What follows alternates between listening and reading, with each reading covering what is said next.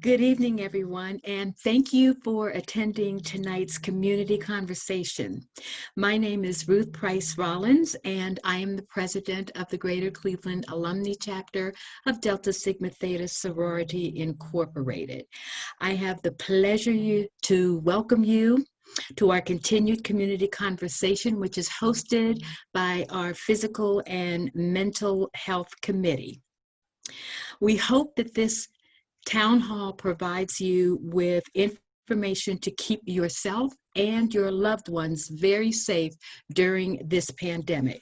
And now, thank you again for attending, and I will turn it over to our Physical and Mental Health Committee to introduce tonight's speakers. Enjoy.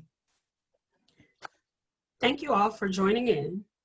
I have the pleasure of introducing our speakers tonight, starting with tonight's moderator, Catrice Kane. Catrice D. Kane serves as the Racial Disparities and Health Equity Program Director for First Year Cleveland, which mobilizes the community through partnerships and a unified strategy to reduce infant mortality in Cleveland and Cuyahoga County. In this role, she oversees, aligns, and coordinates strategic approaches to support men and women who have experienced pregnancy and infant loss, address racial inequities and maternal and infant health outcomes, and ensure every baby has an opportunity to survive and thrive. Ms. Kane has over 10 years of experience in examining and addressing cultural, social, and environmental influences on health. Her knowledge and expertise have contributed to design and implementation of culturally tailored community-based research studies, programming, and educational tools.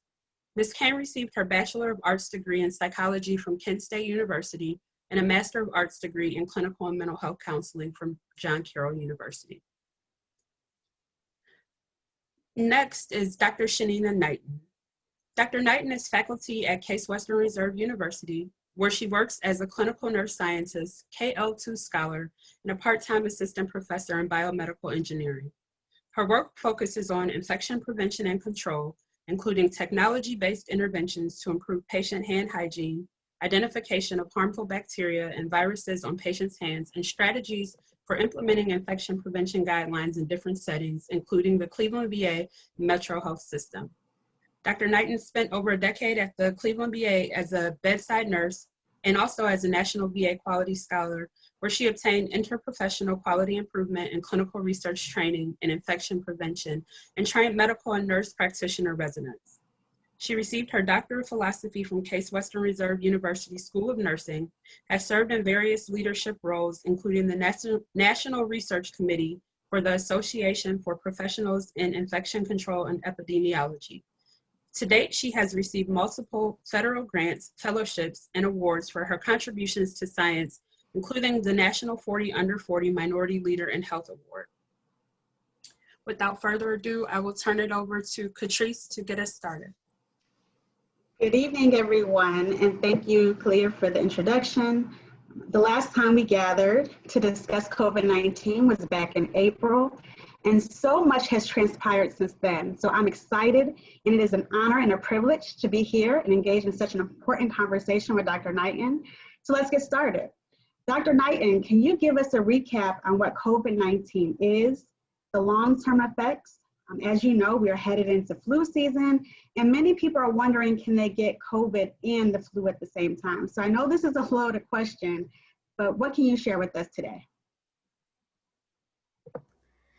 Okay, so you're right, that is a loaded question. So I'm gonna try to digest it all in little chunks. So COVID-19 is an infectious respiratory virus. And the thing is coronavirus itself, or SARS-CoV, which causes COVID-19, isn't new. It's been around since the 70s. However, this is the first time that this particular strain has presented itself inside of human beings. It is transmittable through the eyes, mouth, and nose. So you cannot get it by sweat. You can't get it by let's say being close to someone, unless they sneeze or cough or something like that, and droplets transfer. It's just not a situation of where people think they can get it skin-to-skin contact. It has to be some sort of droplet contact of this respiratory virus, so a droplet that comes in contact with the eyes, mouth, or nose. You asked about long-term effects. And so I know the last time that I spoke with everyone, I spoke about the fact that we're seeing residual changes in people's lungs, the appearance of their lungs, as well as their lung function. We also have a situation of where there's kidney disease. So there's many people that have either gone into acute kidney failure, some even chronic kidney failure. Again, we're still early enough along to where it hasn't been a whole year, but some of these effects are starting to show some long-term effects because they are lasting at this point longer than 6 months. Diabetes. So if you get coronavirus, then you're at risk for getting diabetes.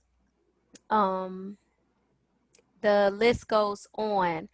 I think as women, though, one of the most important ones that I actually want to talk about, and so I took like a couple of notes because I want to make sure that this is easily digestible, but there are women, and there's women's, this used to actually be a condition that would show up typically around like women in their 20s, and it's called postural orthostatic tachycardia syndrome. That's a mouthful, right? And so the other word of it is called POTS. So typically it's a heart function, it's a dysfunction. So what it is your heart system as well as your neurological system aren't quite in sync. And so what this means is someone could particularly have a dysfunction of their pulse. Their pulse can go anywhere from being in the 50s up to, let's say, like 150s in a matter of minutes, and it's unexplained why. Typically, this leads to dizziness. It may lead to blackouts. If it's untreated, and let's say there are athletes that have it, then it can cause them to have a heart attack. And so I'm bringing up this condition because a lot of individuals, when they're asking about if they should get tested or not with no symptoms, if they suspect it, you know, which I know we'll talk about that a little bit later, it's so important because if you think that you already had it, this POTS is showing up after COVID. So it's almost like it's a COVID related POTS. And so you have people that are reporting these symptoms after they've already had it and they're showing up to their doctors. It's not detectable through EKG, which is electrocardiogram. They typically can pick it up by a stress test. But with women, with us already being advocates as a sorority regarding heart disease for women, this is something else that we have to pay attention to because it is affecting women of all ages, specifically women that come in contact or have tested positive for COVID as an effect that happens afterwards. And you had another question, which was flu and COVID. And if people can get them at the same time, yes. You can get flu and COVID at the same time. There is a test that prevents you from having to get 2 swabs. So instead of you having to take 1 swab to see if you have the flu and then taking another to see if you have COVID-19, there's a swab called the flu SC2 or the SC2 flu. And that swab, they do 1 swab, but the way that they run the test is able to detect if you have one or the other. And so I always tell people that because I understand that some people think that it's more uncomfortable than others. And so if you want to just say, hey, let's just make this a one-stop shop. I may be feeling kind of yucky or think I have symptoms. Let me see what I have, then that might be the best way to go. And then too, I would encourage people when we're thinking about prevention is to think about taking the flu shot, because at least you can prevent one of the illnesses, even if we right now cannot prevent COVID-19. That is something that you want to focus on, trying to prevent one of the 2 bad situations that we're in right now. Right. So thank you for that. That's interesting how much we've learned in these past few months over time and how COVID is appearing differently within men and women and overall. So I appreciate that. So over the past few months, I've been involved in many conversations, and people are very opinionated about COVID-19 and how it should be managed. And I've noticed that you've been using your social media platforms to educate, inform, and raise awareness on many important issues related to the virus. And on your post, you emphasize the point that prevention is better than treatment. Can you please explain the difference between prevention and treatment from an infection prevention and control standpoint? Yes. So our immune systems are more important than we know. And when infections show up and they start to show symptoms inside of our body, at that point, it's already too late.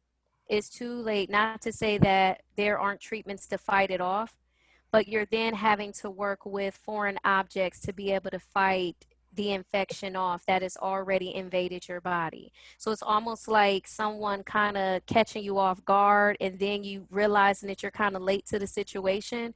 That's what it is when I say that's the treatment piece of it. And unfortunately, sometimes treatment can happen so late that it can be deadly or it can be severe. So when I emphasize to people that prevention is better than treatment, it goes for multiple generations. So I love the fact that we all are multi-generational on this call right now, because some of the things that we don't think about from the standpoint of, let's say, me having children, some people having, let's say, kids that are in college, they don't think about the standpoint of, wow, if I get COVID, what is it going to do to my body right now? They may think that they can fight it right now, but the concern is with us showing now that it decreases sperm count in men, and there's potential links to infertility. The thing is you don't want to look up and take it so not serious that that 13-year-old or that young adult then becomes of age to want children, and now they can't have children, and they're saying, oh, it was related to COVID years ago. And so when I say prevention is better than treatment, is we're talking about a disease that on a daily basis we are still discovering more and more about. And because we're still discovering more and more about it, I emphasize trying not to get it or trying not to transmit it, because you don't know who is going to live from it or who's going to die. Because again, so many of us, in terms of speaking of African Americans or communities of color, we're less likely to go get tested, yet we're ones that may be potentially at risk. Good point. And to that, as a segue, I want to talk about prevention a little bit more, because also during our last conversation, you discussed the importance of masking, hand hygiene, and social distancing.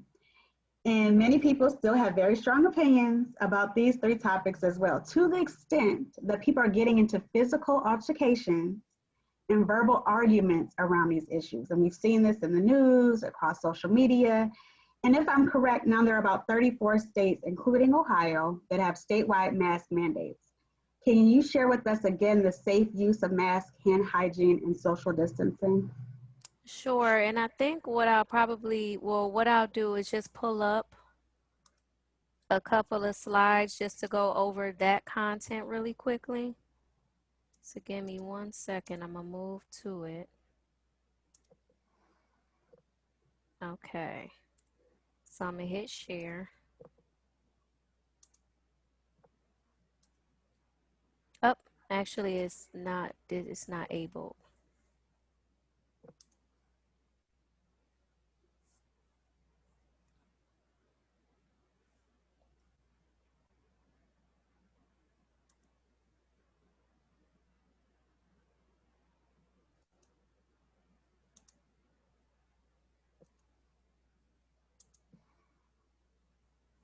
Clea, I think we looking at your screen.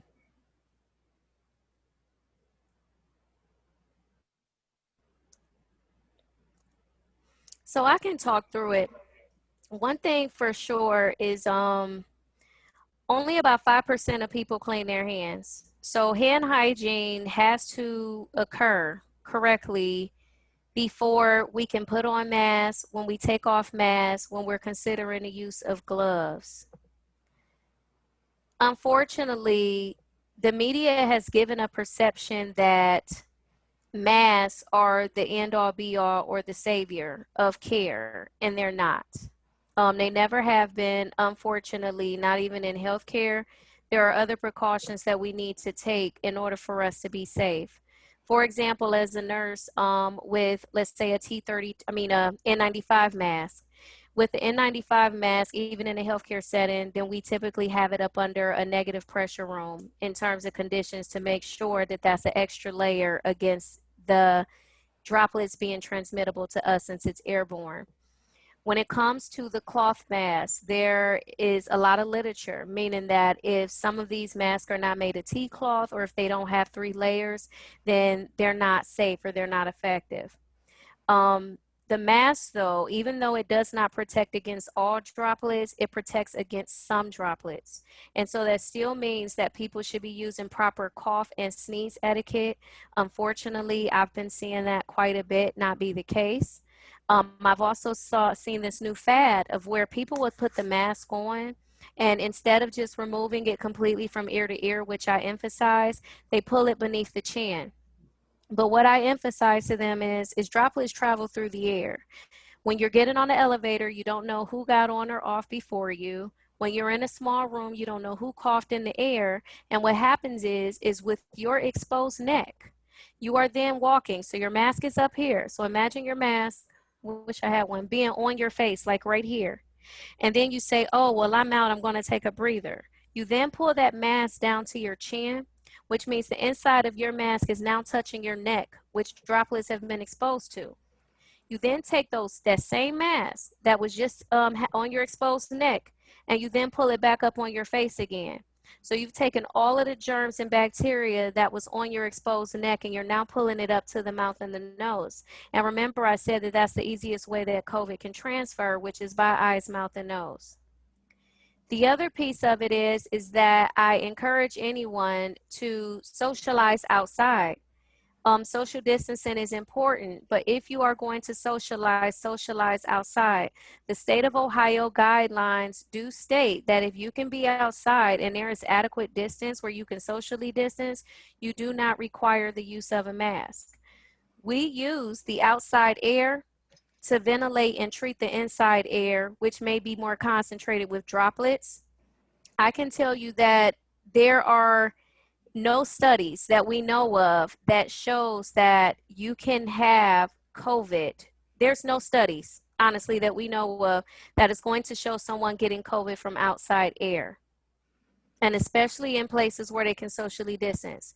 The air is constantly moving, and what happens is if there are droplets in the air, then it removes the concentration of the droplets from being in the air. And so those are important measures.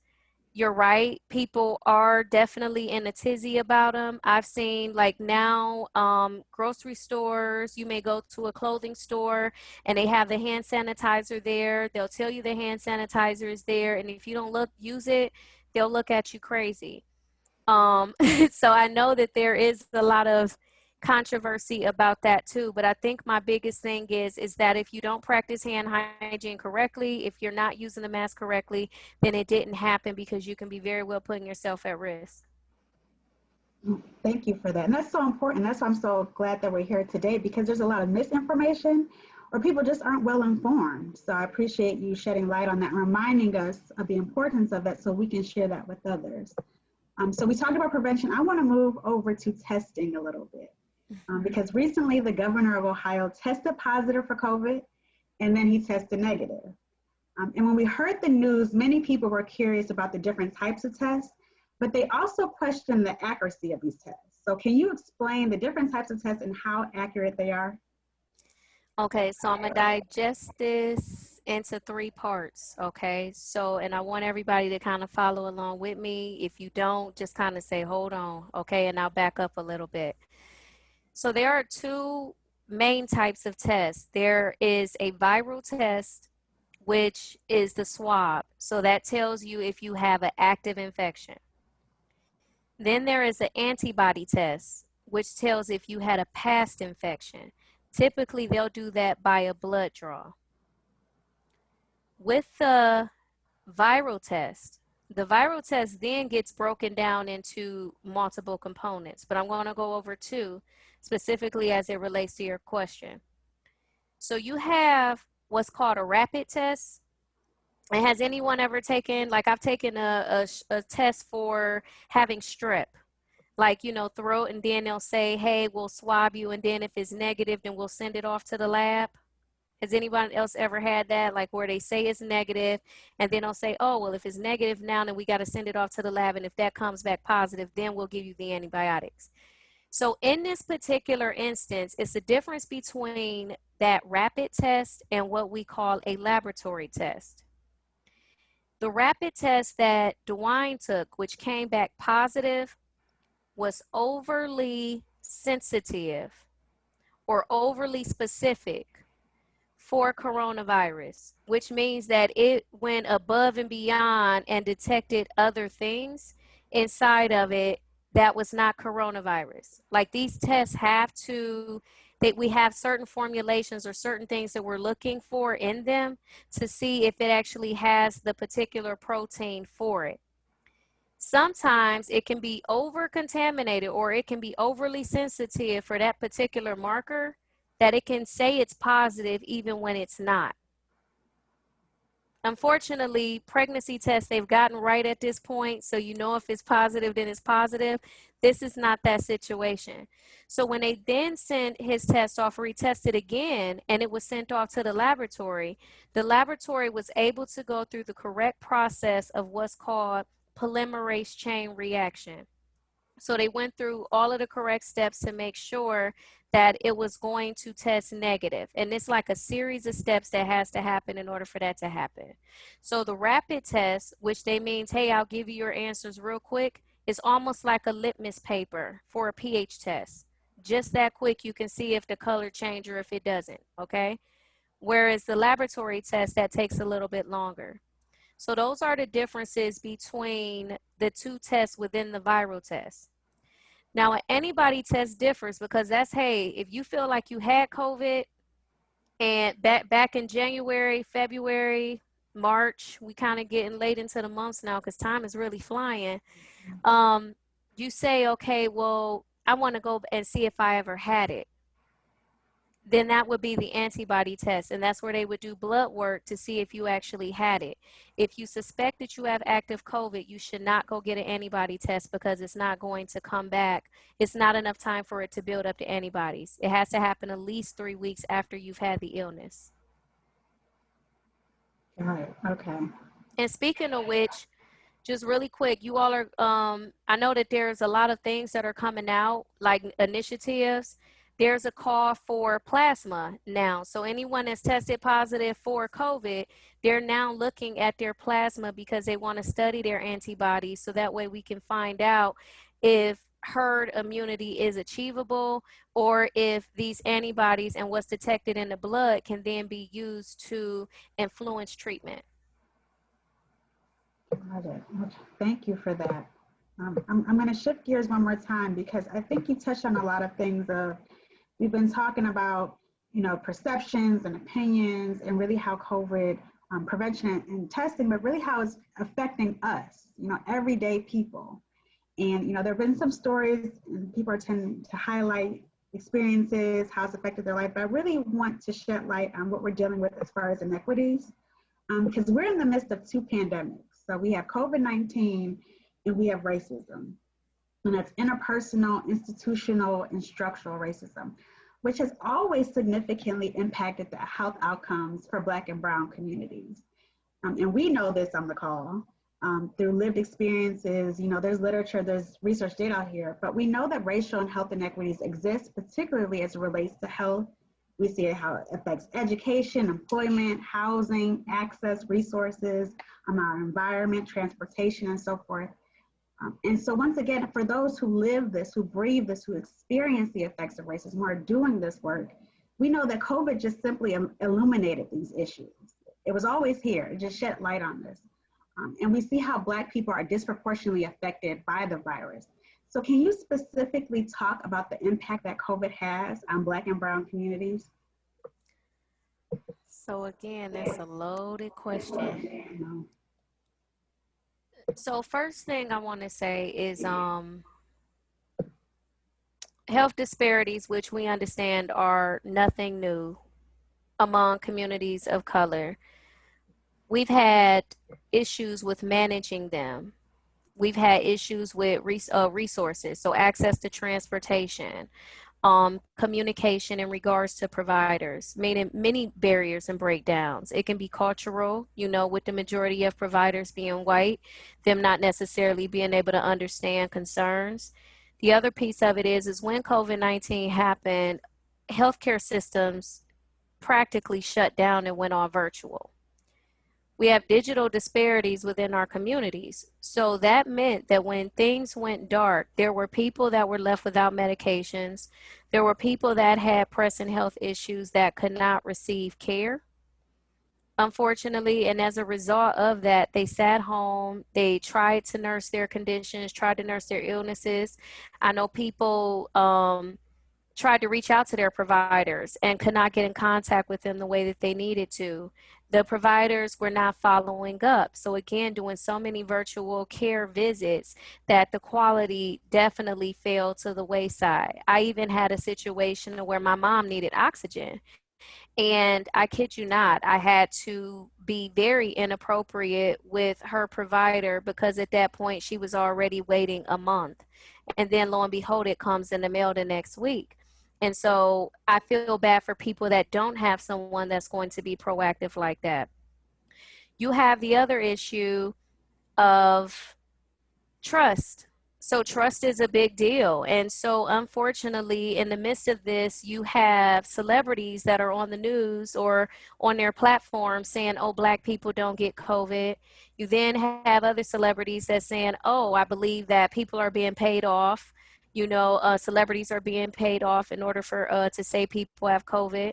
And so when you think about younger generations, they heard that message instead of anything else.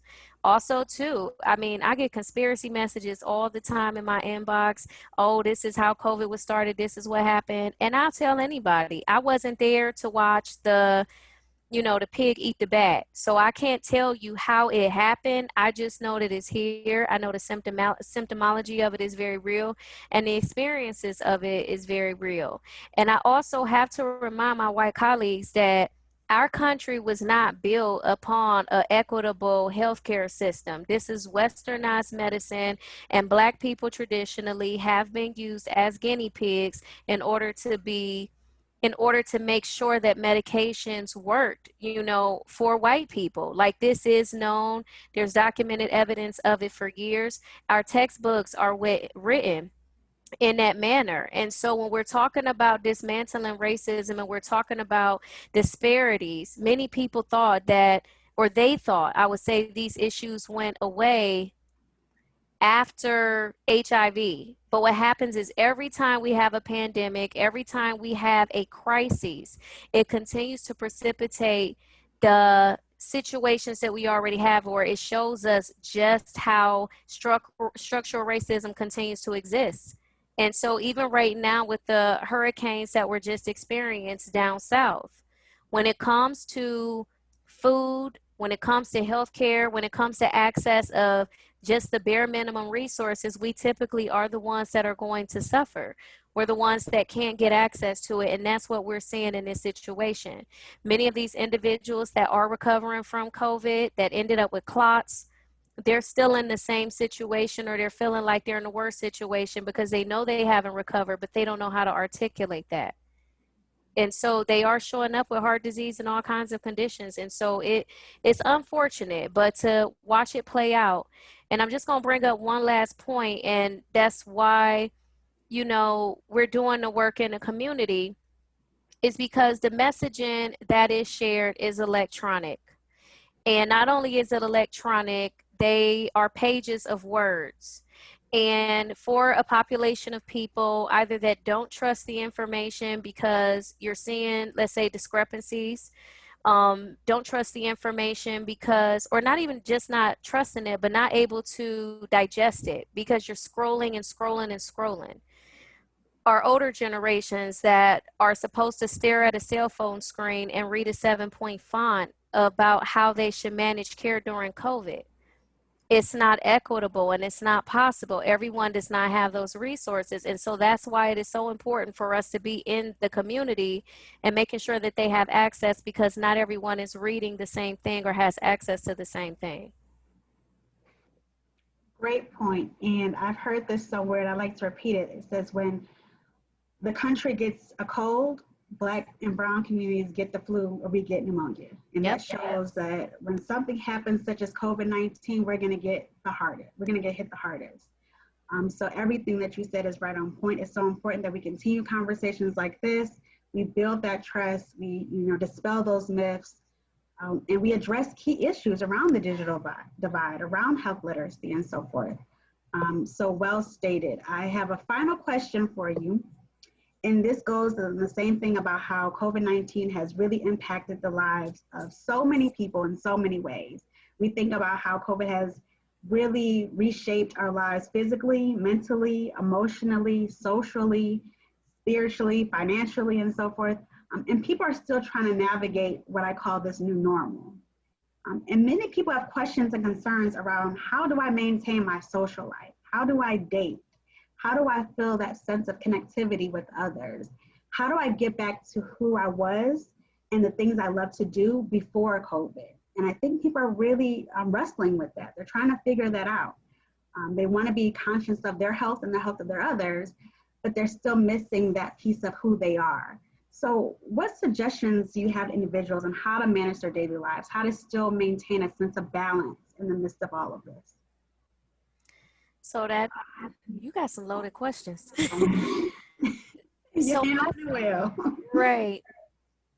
So I can tell you, I think first and foremost, it is it's hurting a lot. Like it is, and I'm not going to say hurting a lot. I just think it is a time of where we should be thinking about being more creative. And when I say being more creative in a safe manner, it is because I don't know why, but many people have this perception that COVID is, how can I describe it? Like this hurricane, like it's going to come and then it's going to leave. And then, yes, it'll do damage and we'll be able to kind of pick up where it left off. The issue is that the strains are migrating, they're changing. So right now, the bugs are not staying still. So they're constantly changing, they're migrating, they're trying to find a one shoe fits all in regards to vaccines and treatments that will be able to go across multiple strains of this virus. What was detected over in Wuhan is not in Malaysia, it's not in Europe. What was detected over in Seattle is not in Cleveland. Like we just don't have the same strains. Like environment changes that, the person changes that. It's so much. Like our bodies change just based off of the things we sense. Like it's not going to stay the same. And so when I say that before answering your question, it's more so coming up with a mindset that we need to live in a new normal. So when I describe dating, if someone is talking about dating someone new that they've never met, nothing's wrong with starting out virtually, getting to know that person, asking them what are their values, what are their feelings towards COVID. Meaning, for example, if you are interacting with someone that's like, oh, I don't care about that, or I don't take it serious. If they don't take it serious, but you are absolutely serious about it, then you're not sure who they may have come in contact with before coming in contact with you. And unfortunately, you have to be wary of that because it's just like pregnancy or it's just like a sexually transmitted disease. It only takes one time. So I tell them to date virtually. If dating virtually at the beginning is not possible, I then make recommendations that if they're going to date, to be outside. If they're going to be outside, of course, in areas where they can socially distance. A lot of restaurants do allow people to take off their masks when they're sitting down dining at the table. So at least people will be able to get to see who they're looking at and, no one's disguised. And you're like, oh my gosh, who is that behind that mask? So I think that that's always a good thing and a positive. Always encourage people, even early on when they're dating, it's not the time to really be sharing spoons and forks and utensils and drinks behind each other. And I know at some point it does seem very cute and romantic, just not in this current climate. You never know who these people live with. So you have to find that out. Meaning I've seen situations of where it's multiple people like in the house of, like, let's say the female, and she's going out and she's dating, but there's potentially a vulnerable person in the household, so it's just being able to think about how are their family dynamics, and do they really mingle and do they really match? So outside first, and then two, the question is if you both have spaces, do you have access to ventilated spaces to be able to share the same space? And without going into too many details, I understand like sex is a big factor too. And so it does come like to the situation that if you don't understand this person like you should, then maybe you shouldn't be doing it. I understand that that's not realistic, but I also tell people that if they are going to have that sort of engagement, then I do not advise face-to-face interaction. I don't advise kissing. It's just way too many risk factors to put someone at risk for you to just meet somebody. And you have to ask yourself, is this person really worth it? Right. I think we all should leave with that. Is it really worth it? You know, going to this place, meeting up with this person, can it wait? You know, what are some alternative options? How can we get creative? Exactly. Thank you so much, Dr. Knight. And Khalil, are there any questions? There are a few questions. Because this is a small number of people, we may be able to manage allowing people to ask questions. The first one is my question, and it's really, are there any recommendations for how to manage holiday gatherings? So that's a good question. So I would say plan as being the first thing. Plan early. Know who it is that you're inviting. Figure out, I mean, if you can have patio heaters and potentially do something outside, then absolutely go for it. If you can't and it's going to be inside of your home, plan for extra gas or electric bills, because I do suggest that even though you will be on the inside environment, the windows should be up in order to promote good ventilation. That way, if anyone is in your home and someone does potentially become contaminated, you know that the droplets are moving around and hopefully out in order, you know, to decrease the concentration of droplets in the air. The other thing is, and I get it, like some people are going to say, hey, I'm not doing nothing this holiday. That personally, you know, would be my preference. And just say, hey, let's just wait it out. We can probably do something virtually and hang out next year. But some people don't have that, meaning it's some that don't have access to family or their friends are their family. And if that is the case, if it's not someone that's been in your quarantine circle, understand that different state guidelines do not require them to quarantine for 14 days before they come. And so if they can't quarantine 14 days before they come and you'll be having them inside of your home, I do just suggest ventilation. And again, it's not something that I prefer, but I just encourage people to make sure that they're doing that. Also, too, when it comes to serving food, when you're typically someone may do a potluck or everyone would be self-serve, I don't encourage self-serve of food. You're talking about multiple hands that has to touch the utensils, and not everyone is going to practice hand hygiene correctly.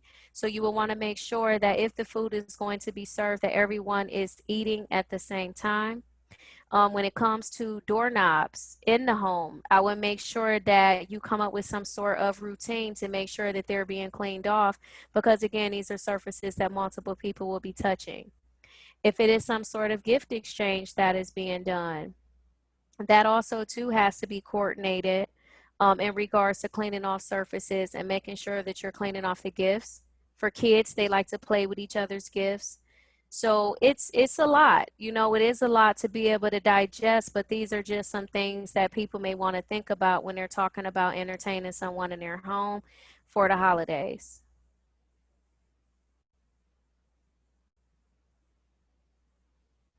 Thank you for answering that question. I know there's a number of holidays coming up as we move into the fall and then the winter season.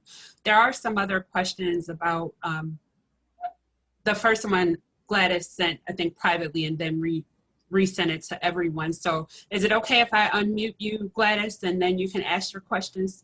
All right, you might have to, okay. I'm gonna go ahead and, yep. Okay. I'd like to visit my son for his birthday in October. This is kind of like our tradition and we always do it. And we plan to drive, not fly, but it's to Atlanta.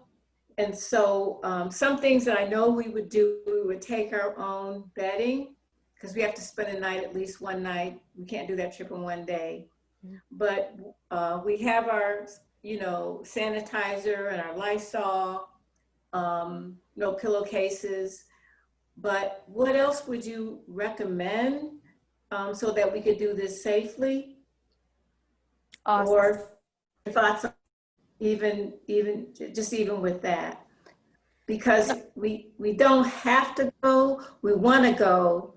My son is a first responder, so he's really in tune with the things that he needs to do. Our grandson does work outside the home every day, and our granddaughter is homeschooled. That was one of the options Atlanta schools did.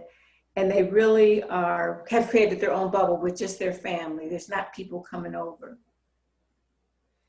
So Gladys, I think you should absolutely go see your son and your grandson. Thank you.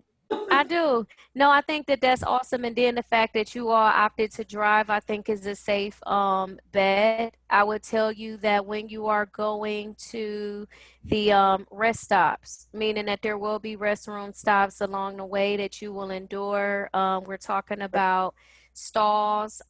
Just as you mentioned, when you have the Lysol spray, if you have Lysol spray. The wipes, the wipes for, the room. That's part of our plan to pack all that stuff. We always did that before anyway, with the hand wipes and the sanitizers. I'm so sorry, go ahead. Oh no, you're fine.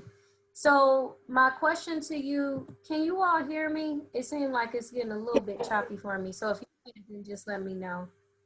I would say you can either do a 50-50 bottle of peroxide and water, like a misting spray in a travel size bottle, or you can do the same thing with alcohol.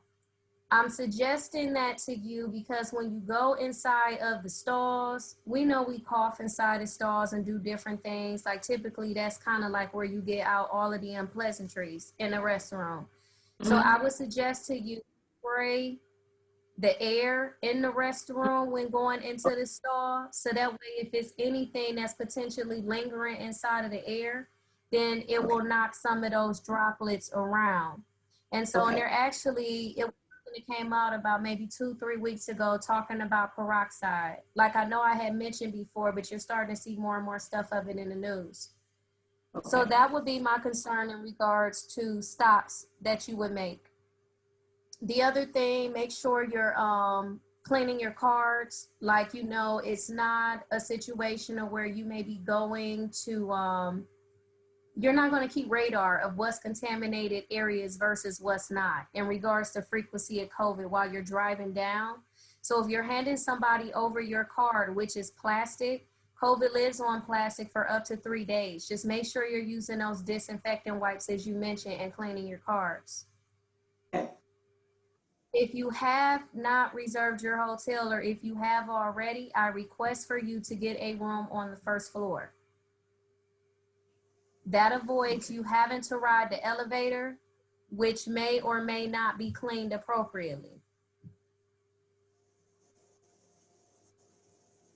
Okay. And then to any actual room, of course, like the doorknobs, make sure that if you're going inside of your room or outside the room, just make sure you're washing your hands because it could have been a housekeeper or someone that came and put something on the door, held the door, and you all may be interacting with that doorknob and then with each other. So I would create that as a habit when coming in and out. Okay. I think for the most part, like that's it. I know you mentioned like taking the own linen. That's fine. I would just definitely, that should be fine. Like the fact that you're taking your own linen. And then even when it comes down to interacting with the family, just trying to do it in well-ventilated spaces as much as possible.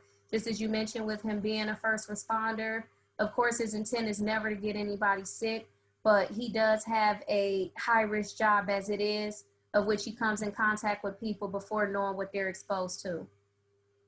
Sure. Okay. But you should go and see him. Good. I feel Dr. Shanina. Yes. Hi, y'all. It's Meredith. Hi, Soror. Hey, SOARs. So I have a question, more so a professional question.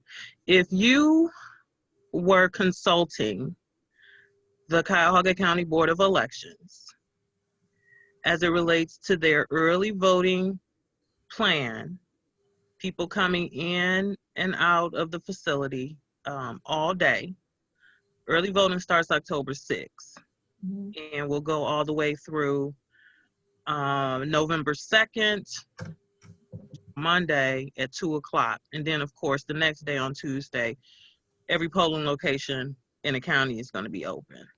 So if you were consulting the county on a schedule of cleaning, what they should be doing to keep the location clean throughout the day, what would your recommendations be? So it's twofold, and I'm not sure if they can legally do this or not, but I think any interactions of anyone coming in there, hand hygiene would be a must. I know it sounds crazy, but if that's possible, I'm not sure. I know that it's been done in hospitals where visitors are required to clean their hands, so that may be a possibility. The other piece of it is with voting, there are ink pens. They definitely, if they have not done so before, have to do away with destroying ink pens. That is a concern of mine, even with them cleaning them.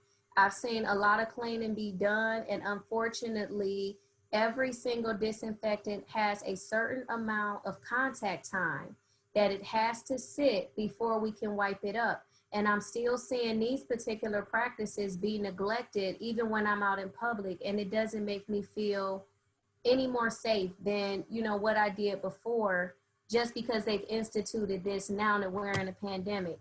And so with the cleaning schedule, if you're thinking about people coming in and having to use booths, those booths technically should be cleaned in between each person. We're talking about individuals that are going to come in, and just the motion of them having the ink pen, which one needs to be cleaned. The second thing is they're hovering down over the desk area. So we're talking about potential that even though they may have on masks, we're talking about eye droplets. We're still talking about a cough or a sneeze of droplets that can travel through to that surface that would still have to be cleaned in between each one. So I think between each person that will vote, it would have to be adequate time in order for them to be clean. And so I don't know infrastructure wise what that means in regards to, if that means, I mean, I know it's cumbersome. I don't know if that means swapping out booths as a possibility. I don't know if that means coming in and somehow putting down some sort of disposable surface, almost like a table mat kind of thing, but something that would fit the whole parameter of the inside of that area. It's a possibility that you may want to consider, if you have something like that, every time somebody else new comes, just to keep the rotation going, that something can be set down and then the surfaces around it be sanitized. And I'm not sure if I'm creating a good visual for you to think through that. Yeah, it's overwhelming too. You know, I was wondering if on a lighter day, we might be able to do some of those things, or, you know, send people to this booth. Don't let anybody use that one while you clean it, you know, alternate the use of the booth. So before they even, let's back up, because I think they need to hire you as a consultant. Before they even get to the booth, they have to see a person, right, and give their driver's license to another person, and then get a physical ballot from that person. I'm voting by mail. I was thinking about going over there, but nah, I think I'm voting by mail. So just a suggestion, when it comes to the IDs, this is just a thought. They have those portable, and I don't know what their budget is like, but they have those portable UV machines that, if it made them feel more comfortable, it's for cards. So if it made them feel more comfortable using one of those, like somewhere in the transporter cards, meaning that the cards have to go through there and there be some sort of system, because it takes a couple of seconds to be able to process them. So that's a thought. There's also disinfectant wipes to be able to wipe down the cards.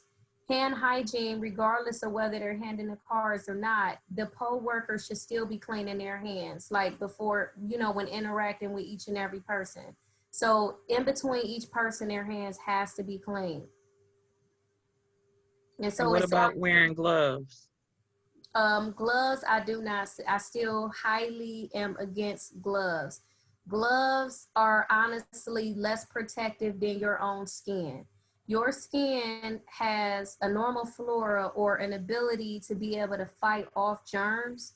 It can't fight off all germs, but you at least have a fighting chance. The minute you put those gloves on and don't change those gloves out and you use them to touch everything, you are picking up way more bacteria in the environment opposed to being able to prevent bacteria. And unfortunately, the mindset of most people, they put those gloves on and they use them then as being their hands. And so you're watching them touch behind their ear, they touching everything, they touching themselves. And at that point, the bioburden that gets on the gloves from all of the germs that they've picked up, they now put themselves at risk of contaminating themselves. And it may not necessarily be a COVID germ, it could be a flu germ, or it can be some sort of antibiotic resistant organism that they've now contracted. So does taking a person's temperature, okay, so you fall within a certain range, but that doesn't mean that you're not a COVID carrier. That's right. And the thing is you not only do you not know if they're a COVID carrier, a temperature is a symptom of COVID, but it does not necessarily tell you at what infectious stage somebody may be at that carries COVID. Meaning that you could have caught them right after, they could have took some Tylenol, they couldn't have took some Tylenol and be symptomatic, but just don't have a fever. Not every person that gets COVID has a fever. And so that's why I always said that I think it's not a great indicator. It does help to screen out some cases, but not as many as people think when trying to detect not getting COVID walking through a door. Wow, thank you. Also, too, you're welcome, with the space of the Board of Elections, it's not very spacious, and I'm not sure how their ventilation system is there, but I'm concerned. I am. Just because I've seen it happen in buildings where it's a hotbed for droplets. So droplets to stay suspended in the air.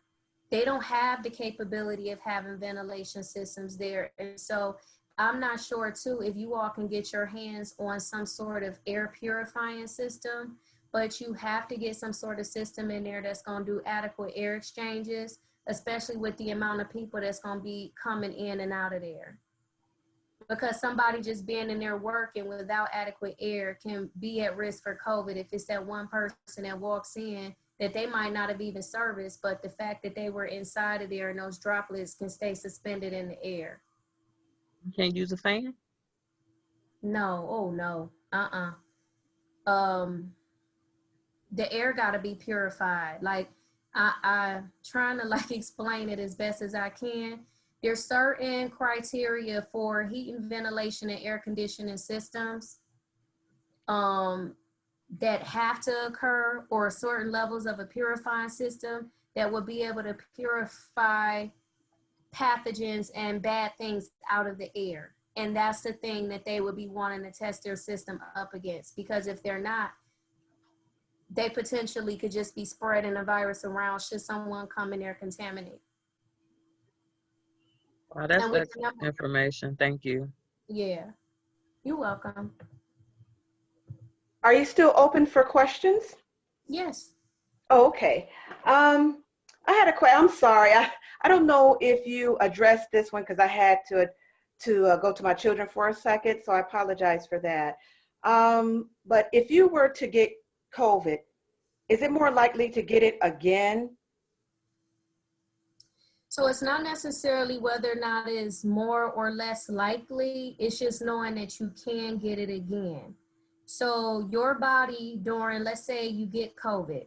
So to their understanding, I'm saying to their understanding as of right now, because this is where I mentioned before where we still need the plasma and the antibody test to determine if the antibodies are good enough for it to sustain not being able to get COVID again.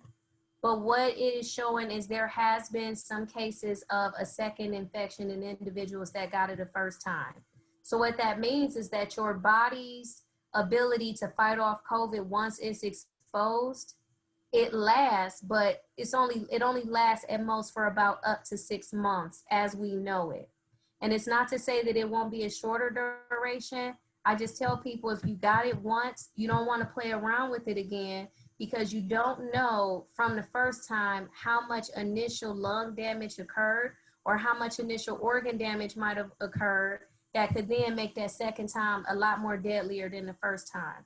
So you don't want to play around with it whatsoever, because you don't know what damage it did. And that's something people right now still in the weeds of just trying to not get it, I would say, or deal with the current circumstance of keep saying vaccine, vaccine, vaccine. Listen when I tell you, same way when we talk about HIV, when we talk about Zika, H1N1, we don't know how bad it affects the African American community until the dust has already settled. It's not even on National Institutes of Health major radar to even be studying the long-term effects as we should of minorities, considering we're more at risk. They're too busy studying how are people getting tested, why is it people don't want to take vaccines. The long-term effects, they're coming out as a result of studies being done on whole populations. So it's there, the information is there. It's just not that it has been composited for us to know who's more at risk and who's not. So if you know that Black people are having kidney damage, liver damage, lung damage, diabetes, low sperm count, fertility issues, as I mentioned, the postural tachycardia syndrome, I would just try to do the best to stay away from it, because maybe the first time you missed all of those things, but maybe you're not so lucky the second time. Okay. So in other words, is it more people that get it the second time, do you think that they will get it more worse than it, because some people, I thought that it would be maybe a less strain because you have built up those antibodies. So you would think that would be the case, and it very well could be less severe, but just how we look at the flu every year, where flu strains change, and somebody like, I get the flu bad every year, and they may not take the flu vaccine. That means that even still their body may not be building up enough antibodies to be able to fight it off correctly like it needs to be fought off. So I can't say whether somebody would get it worse or less, and I think that's what makes this different from flu and other conditions that have been studied. Okay. All right. Thank you so much. You're welcome. Great question. There's another question that was in the chat. I don't know if I can see it. It's from Karma. I don't know if she wants to be unmuted, but I'm in the middle of eating chicken wings. Just go ahead and ask the question. okay. All right. The question was, so for credit card signature, is it best to use your own pen? I do. I use my own pen for everything. I carry a pen with me now. If you notice, it kind of stops you from arguing with others coming in. Like when you asking somebody to clean the pen off. I don't know if you all have encountered that, but asking someone to clean something nowadays is not a good experience. Like there's been all kinds of attitude that I've encountered just trying to stay safe nowadays. And it doesn't surprise me because this is what we have to deal with in healthcare, but it is just completely interesting to see it from non-healthcare providers. So I carry my own pen. Trust me, they might catch me with a wiping down their own screen if I don't think they wiped it down adequately, because unfortunately, we just can't expect everybody to keep us safe. And even if you think they did it, you still want to make sure that you're taking extra precautions. So absolutely, Soror, I say take your own ink pen, take everything that you can that doesn't have to be community shared with others, because they're thinking about their health and safety. Sometimes they're not thinking about cleaning their pens. Okay, one other quick question. I work in an athletic department. We are having our first home volleyball game. The athletic director and myself have gone through the protocol that the district has set up in regards to sanitizing the ball, social distancing on chairs for the visiting and home team. My concern is the lack of what we really, really know, and we're only allowed a certain number of individuals for the visitors and the home team as far as the fans that come in. Temperature check is just not enough. I mean, is there another kind of given outward idea that I may have in mind and say, no, I need security to stop this person because I don't think that this person should be attending our games? Because that's all we're going to do is just take attendance. I'm sorry, not take attendance, take the temperature, and then that's all. If they have a high enough temperature, we can send them home. But as you say, temperatures really don't tell you that much. You see where I'm going with this? No, I do. And I think the thing is you're talking about spectators. So my question to you would be, for the spectators that are attending the game, is it a free game or are they paying? They are paying. So they are paying. Yes. I'm not sure how school policies may go, but I know, let's say at Case, we have to do a daily questionnaire every day we go to campus. Mm-hmm. And in this particular instance, it may be worthwhile attaching some sort of questionnaire to their payment or reminder that would be sent out to them the day of the game that is saying, you know, like it would talk about their risk, like I would say their risk. If you've been around someone that's sick, kind of thing, alert us and we'll I hate to say it, but refund you. So almost kind of put stipulations about them not attending the game if they are ill. Because and when people see those things, I don't know, it's almost kind of like a big brother thing, like, oh, like if I'm sick and I go to this game and they find out kind of thing, then I'll be in trouble. Mm-hmm. But I've seen things like that happen, and I think so far so good. Like people are starting to be a lot more honest about, did I have those symptoms? Because a lot of times it's not, people are being dishonest, so I'm not going to say that they're not, but some of the time it's just that people really don't think about the sniffles that they might have had, or, oh, I wasn't feeling good this morning, but I started to feel better during the afternoon. And it really could have been something else. So kind of putting that questionnaire in front of them, something that's short, it actually prompts them to think about their health condition before putting others at risk. Okay, I'm going to meet with him again, and I'm going to address that one issue that you mentioned with him, because I'm responsible for the inside of the game as far as the safety and concern of the athletes themselves and the officials and myself. But I will set him being the real bad guy at the door. That's what I'm going to do. Okay. Are there any food and drink allowed at these games? No, never. Okay. Mm-mm. Okay, well, good. So that's a good thing. Yeah, okay. And so I think that should be sufficient, or that's worthwhile trying. And then if you can institute something like that, then that would be good. All right, thank you. You're welcome. Mm-hmm.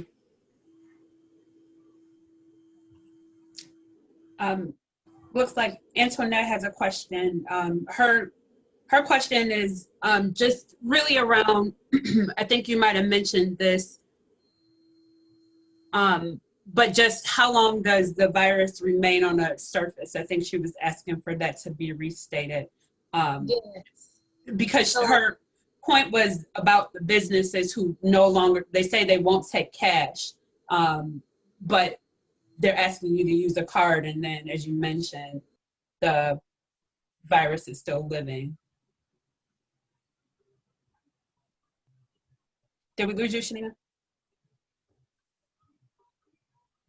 They have. I'm sure she'll come back in. Yep.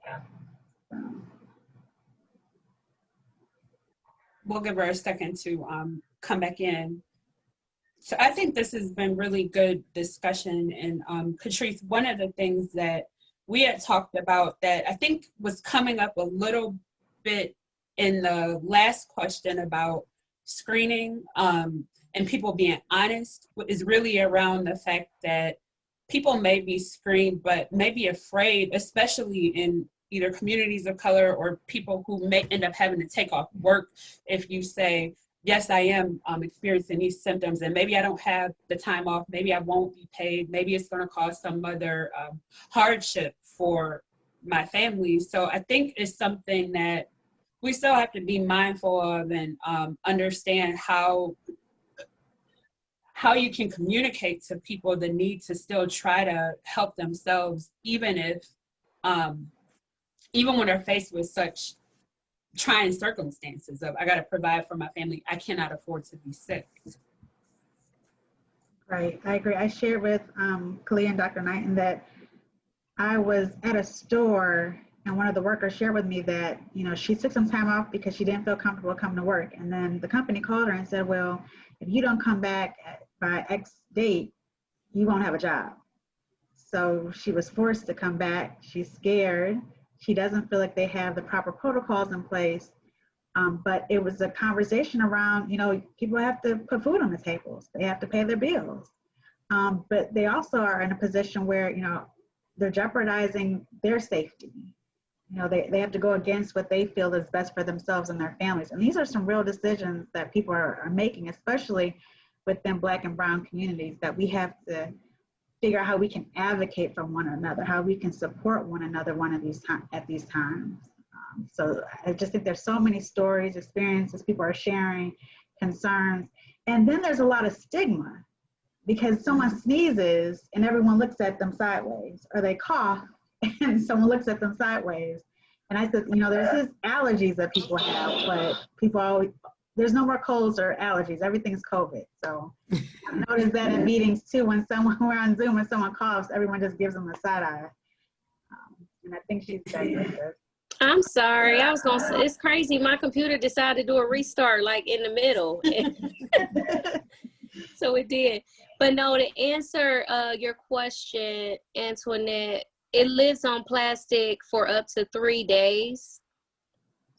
And so that's why a lot of people have stopped taking, well, I don't know. So they stopped taking cash. For one, plastic, Apple Pay and stuff like that, it typically requires the person to be swiping the card themselves, opposed to having to interact with cash. When we're talking about cash, we also talking about metal coins too. Metal, COVID can live on metal for days also. And so that's another thing. And so it's just best to not interact with it. And then too, even before COVID happened, we know that money is dirty with other germs. So I think it's just kind of a way to just get away from that model. And then typically when I'm going in someplace, they spraying down the screen, but I haven't had anyone that has had to take my card in their hand to transact it. It's typically been me having to do it myself.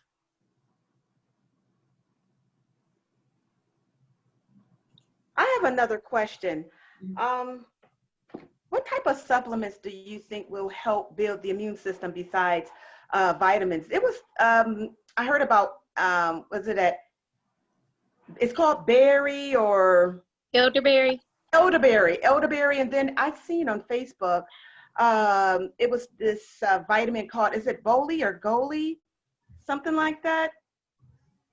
Have you seen that vitamin? It's red, it's a gummy, and they say that it is vegan, and that's been highly promoted as well. But what do you suggest would be a supplement or some sort of natural resource to help keep our immune system strong? I think you're still on mute. Oh, there you go. Hold on. Am I muted now? We Yes. can hear you. Okay. I can hear you now. Okay, gotcha. So, hold on, I'm gonna put one of these in. Okay, so my suggestion would be not necessarily.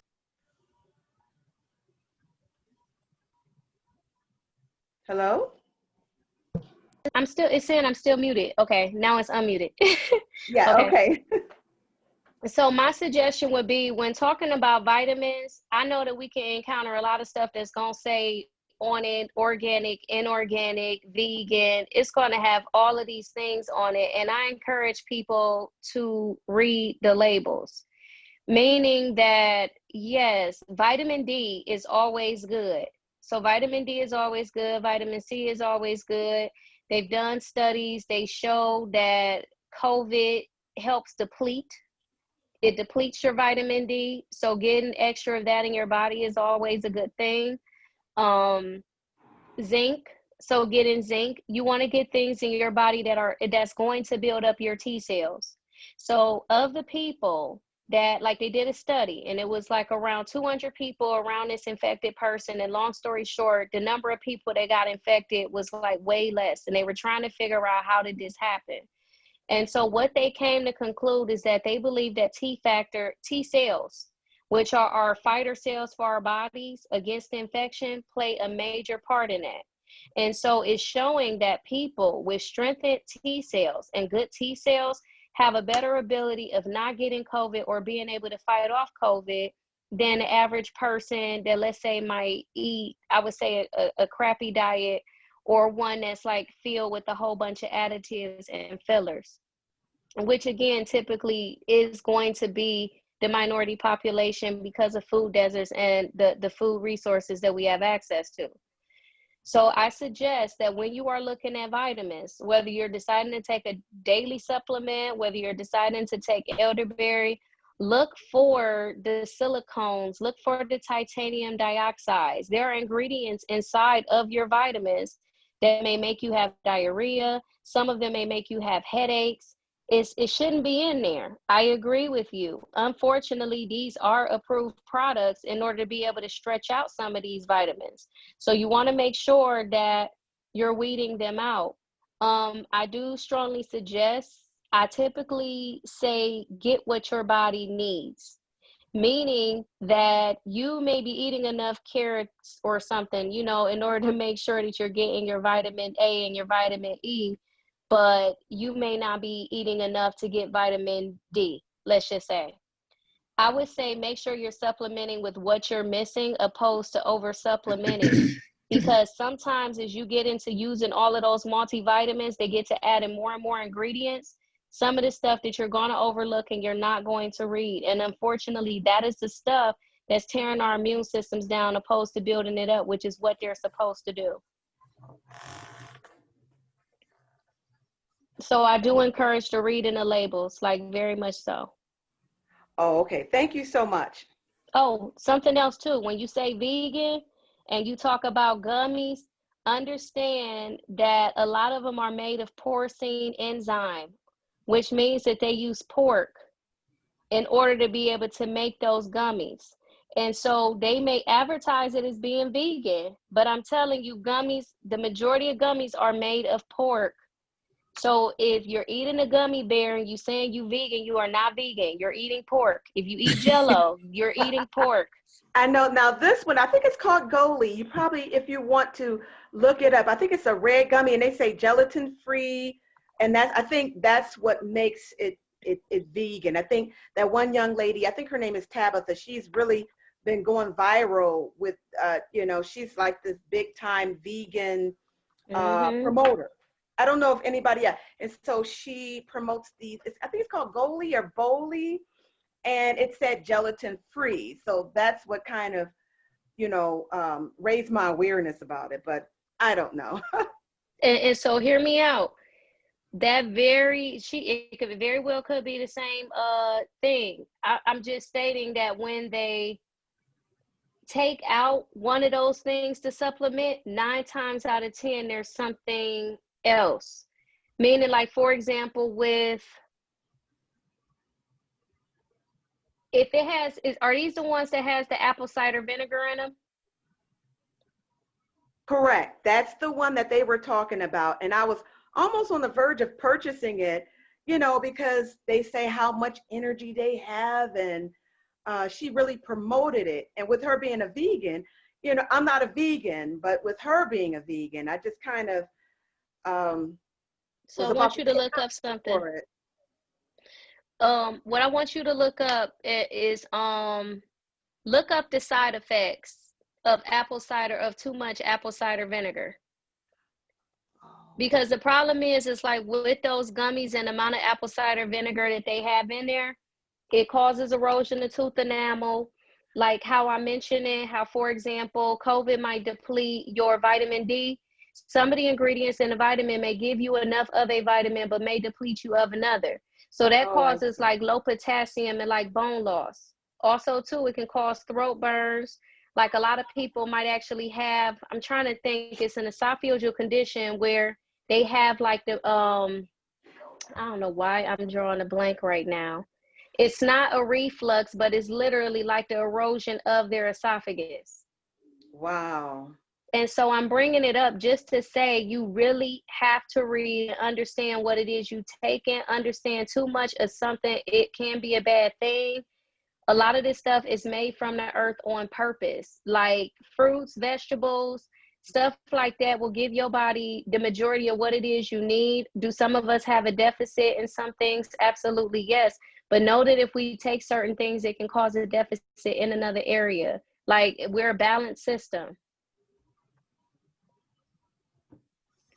Wow, thank you. That was a loaded answer, and I'm trying to take heed to everything that you're mentioning. Thank you so much.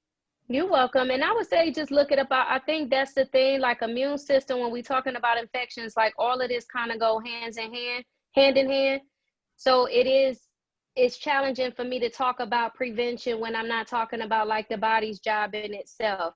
And unfortunately, drugs are not going to continue to solve everything for us. We got to do better about some of the stuff that we're eating.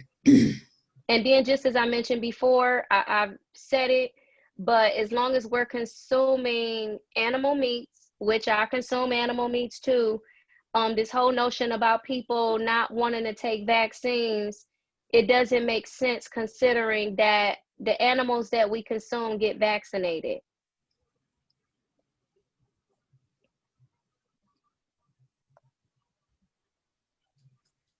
Very informative. Thank you. Thank you. Very informative. Thank you. We don't have any more questions in the chat. I don't know, President Rollins, were you getting ready to say something? Oh, no, I'm taking all of this in. I looked up that goalie, as we were talking about it, and it seems like the only thing that they talk about is the apple cider gummies. So based on what Dr. Knighton was saying, there was no need for me to go further. I just, So no, very informative. Thank you. Okay. Thank you so much. You're welcome. All right, Catrice, do you want to take us out? Sure. Well, I definitely learned a lot. So thank you so much. First, we want to say thank you to our president for your continued support. We would like to thank the Physical and Mental Health Committee of the Greater Cleveland Alumni Chapter of Delta Sigma Theta Sorority Incorporated for planning this event. Thank you to Dr. Shanina Knighton for sharing with us important updates on COVID-19 so we can keep ourselves, our families, and our communities safe and healthy. We have to go and share this information with someone else. So don't let it live right here in this space. Text it. And thank you, Soror. Go do something. And thank you. Thank you. Thank you to everyone who joined us today. As I mentioned, please share this information with someone else. Dr. Knighton provided us with so much, even beyond COVID-19, just things to keep ourselves healthy. And we have to, it's trying times right now. And with so much going on, we have to make sure that we keep ourselves, balanced physically, mentally, emotionally, and all of that great things. So we hope you found this discussion to be informative and engaging. We look forward to continuing conversations such as this one. We're excited for the start of the sorority year. And we invite you to join us next week for our childhood immunization webinar. And that's on Wednesday, September 16th at 7:30 p.m. So we hope that you can enjoy us then. More details to follow. And it will be hosted by Dr. Lynn Milliner from Metro Health Medical Center. So thank you again, everyone, and have a wonderful evening.